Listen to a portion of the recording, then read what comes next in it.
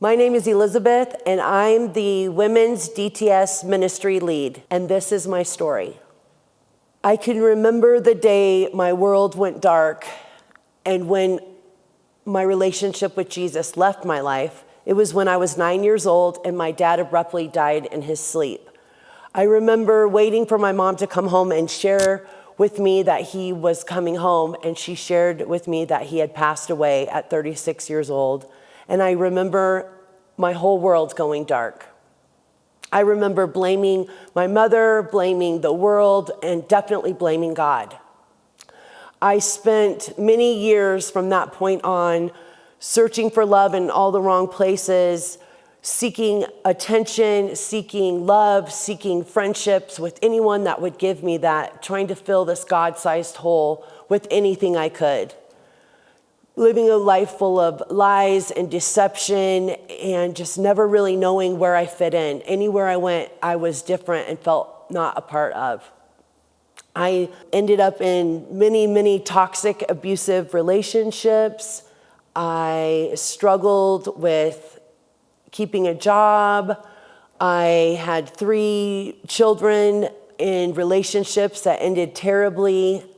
My first child was at 16 years old, so I was a teen mom, all living this godless life, struggling to find my way. Eventually, what began in my teens as smoking a little marijuana, drinking with my friends, eventually led me to hardcore, just in my disease of addiction, filling that void, filling that God-sized hole with whatever I could. Relationships, alcohol, drugs, food, anything I could, minus God. Walking through this world, lost, alone, and broken. I then began committing crimes because that comes right alongside with the disease of addiction. Most of the time, though, I could talk myself out of getting out of jail, talk my mom into getting me out of jail, manipulating the system because of a privilege.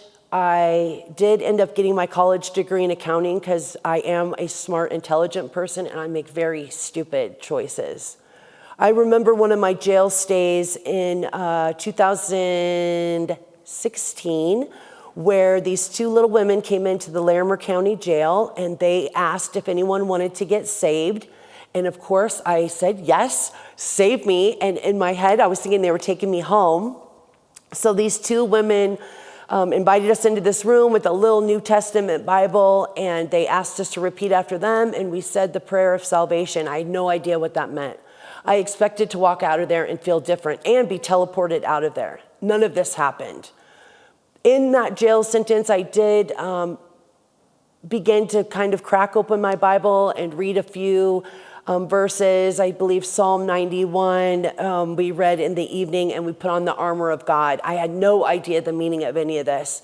I eventually got out of jail that time, this time not to my mom, this time not to my children because my mom had had enough, and put a protection order on me and my children because she was done enabling me. So I came out to the streets with people I didn't really know, and eventually in a few weeks I began using again. I was to turn myself into the Larimer County Community Corrections compound to do a sentence at Community Corrections.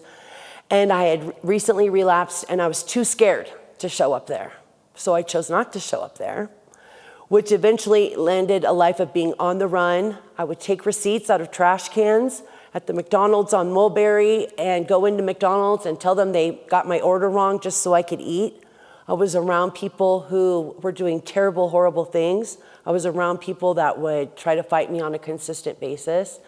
And although I was too scared to turn myself in to do my Larimer County Community Corrections sentence, I still wouldn't even walk across the field to turn myself in, even though I was living in this life of absolute hell on earth. Eventually, I did get arrested. I got booked into the Larimer County Jail, March 16th, 2016. This is where I believe God stepped in, and I wasn't going to change, and so he was going to do it for me. So he had to pluck me up out of the land, set me in a place where he can minister to me and allow others to minister to me. I think 2 weeks later, I ended up in prison. And I used to think I was a real tough cookie with the people I was running with. And on that prison bus, It was so scary, so lonely. I remember the first 5 days in prison, they set you in this, the cold metal cells where the doors, they bang, and you can hear the screams of the women up above you, and it's terrifying, and it's absolutely horrible. And what was in that room was a Bible. I began to read the Bible, and 5 days later, they placed me in a prison in Pueblo. And shortly after I got there, there was these women rocking around that had this light about them. And I was so curious, and they had this magnetic field to them. And I just wanted to know where and how they had this light. And shortly, I learned that they were serving life sentences, but their light came from God. Their light came from their redemption story through the Lord, and I wanted what they had. I vowed to do whatever it took to never end up back in prison again or to live in a life of the disease of addiction, and I vowed to give myself to Jesus, this time saying the prayer of salvation. I truly felt and believed I was saved. In the prison, there were mentors and groups, churches, ministries that came in on a weekly basis that poured their love into us, that shared hope, that shared forgiveness, that shared their love and the story of Jesus Christ with us. And I soaked up and was ready and willing to hear all of that. My story ended in prison, and I was there for about 16 months and ended up over here at the halfway house to do my next part of my sentence, where I was so lucky. God has strategically placed mentors in my life to keep going and watering my journey and feeding me nuggets of the word and the truth to take me to that next level. And the key was I was willing to do this, do the hard work. So I continued this journey and got plugged into a church for a moment while I was there, and my life just drastically changed. And taking the story back, when I was in prison, I've never felt more loved, more free, and more forgiven than any part of my life. And I was in a place behind walls, in a place that should have been so dark, and it wasn't for me. The light of the Lord just shined above me, around me, and through me. And I know it was only due to beginning that relationship with God. There was a point in my life in 2019 where I called a friend up on the phone and I said, wouldn't it be funny to talk about God and recovery with women all day long? And we laughed and we thought it was a funny thing. Ha, ha, ha. And at that point, that was the nugget where God was placing a calling on my life. The reason I chose to lead the women's DTS ministry at Vintage City is so that I could nurture and feed and walk alongside these women as they begin a relationship with the Lord. I feel that I can relate to them. I love them. That's all day long. That's what I do, is walk alongside women as they rebuild their lives or build them for the first time. It is my deepest passion and my God-given calling. If encouraging and ministering and discipling and spreading the hope and love of Jesus Christ is something that calls and tugs on your heart, then being a part of the DTS women's ministry is somewhere where you are needed greatly.